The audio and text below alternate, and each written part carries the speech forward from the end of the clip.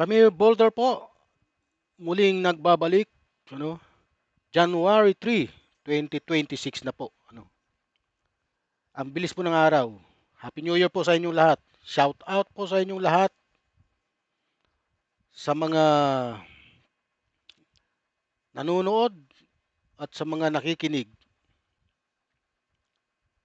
Shout out po sa inyong lahat sa mga Batch 84. Ako Barangay High School. Shout out po sa inyo. Ano? Bibigyan lang po natin ng reaction itong mga pinagsasabi ni Congress Miao. Kasi po ito, ah, ayon po kay Attorney Falsis, biggest drug lord and protection, the Duterte family was the biggest drug lord and protector when he was president based on evidence coming out now from Madriaga, Las Cañas, Matobato in the ICC case. Ng political vlogger na si Attorney Jesus Falsis. Kung natatandaan niyo po, ito po si Attorney Falsis ang humamon kay Attorney Rowena Guanzon ng debate. Ngunit hindi po pinagbigyan ni Attorney Rowena Guanzon, dahil ang sabi po niya, maligo daw po muna si Attorney Falsis ng 3 beses bago sila magdebate. Nangangahulugan lamang po na hindi po nila kakayanin itong mga sasabihin ni Attorney Falsis dahil sa akin pong pagkakalam ay best debater po ito si Attorney Falsis, Kaya nga po siya naghahamon ng debate. Ito, basahin po natin. Binueltahan po ni Attorney Jesus Falsis ang pahayag ni Cavite 4th District Representative Kiko Saltik Barsaga na walang naipakulong si Pangulong Ferdinand R. Marcos Jr. kung saan ikinumpara niya ang kasalukuyang administrasyon sa administrasyon ni dating Rodrigo Roa Duterte. Ito nga po pala ang aking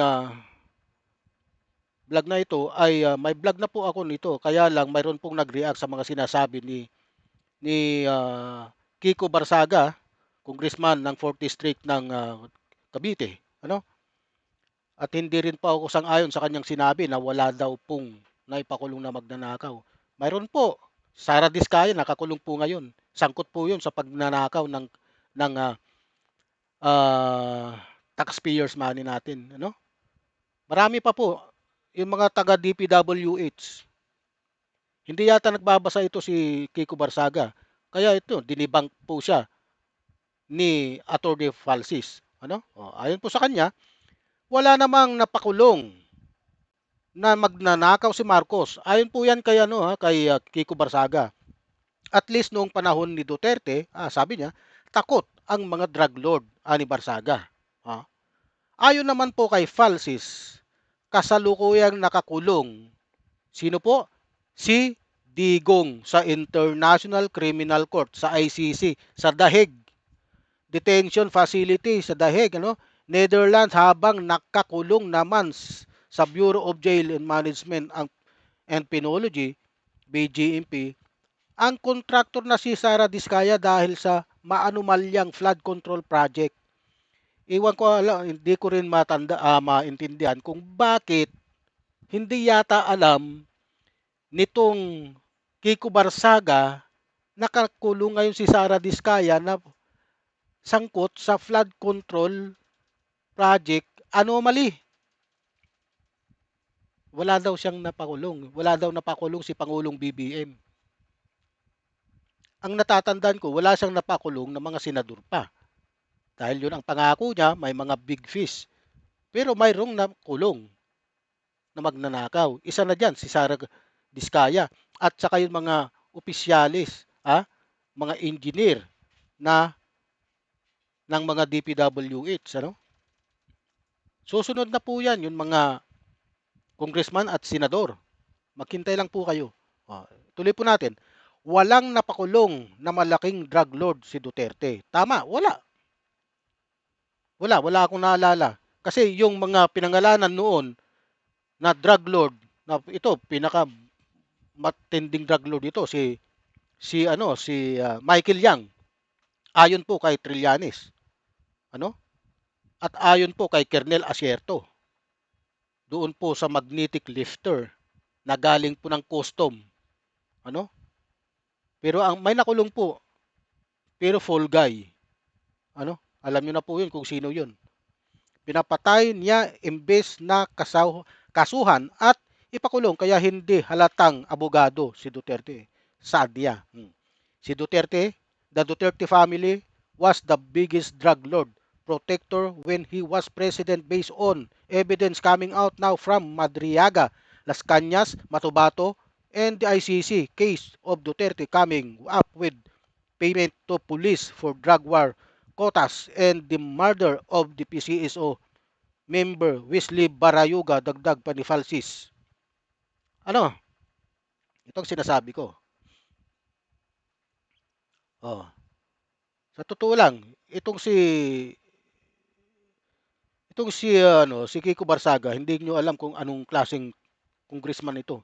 Hindi yata nagbabasa ito ng pahayagan. Hindi yata nakikinig sa mga balita ito na ayon sa kanya, wala daw napakulong sa administrasyon nitong ni BBM. Ang daming nakulong. Ha? Ang daming nakulong. Marami po. Wala nga pong mga congressman at saka senador. Yun po ang inihintay talaga namin. Pero maghintay ka, Kiko Barsaga, meron. Hindi ko alam kung anong klaseng utak meron ka, no? Oh. Buti na lang, mayroong nagdibang sa yung isang lawyer.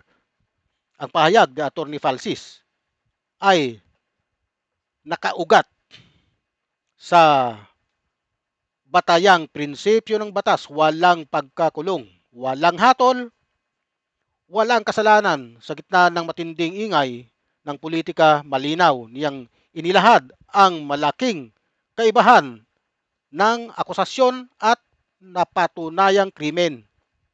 Isang pagkakaibang madalas sinasadyang burahin ng propaganda. Ano po? Ang pagtatanggol kay Pangulong Marcos ay hindi simpleng pagpanig sa isang pangalan o pamilya, kundi pagpanig sa katotohanan at due process. Sa kabila ng paulit-ulit na paninira, walang hukuman, lokal man o international ang naghatol sa ating presidenteng si BBM bilang kriminal. Sa isang bansang pinapahalagahan ang demokrasya, ang ganitong katotohanan ay hindi maaring baliwalain. Tama si Attorney Falsis nang igit niya na ang tunay na sukatan ng pananagutan ay kaso, ebidensya at hatol. Hindi chismis, social media narratives o galit ng mga sektor na may political na interest. Ang paghahambing sa administrasyon ni Duterte at ay lalo pang nagpapatingkad sa puntong ito. May mga kasong aktwal na umusad, may mga taong aktwal na nakulong, at may international na pananagutan na kinakaharap. Mga bagay na hindi maaaring ipagsawalang bahala. Sa huli, ang paninindigan ni Atty. Falsis ay paalala na ang hustisya ay hindi dapat maging sandata ng politika. Ang pagtatanggol kay PBBM ay hindi pagtatanggol sa kasaysayan ng nakaraan, kundi pagtatanggol sa prinsipyo na ang isang leader ay dapat husgahan batay sa katotohanan, batas, at kasalukuyang gawa, hindi sa minanang galit at gawa-gawang paratang. Sa panahon ang ingay ay mas malakas kaysa katwiran. Ang paninindigan ni Attorney Jesus Falsis ay isang mahalagang tinig ng linaw, batas, at katotohanan. Okay, huwag niyo pong kalimutan like, subscribe, and share sa aking YouTube channel at sa aking Facebook page. Huwag niyo pong kalimutang i-follow. Salamat po.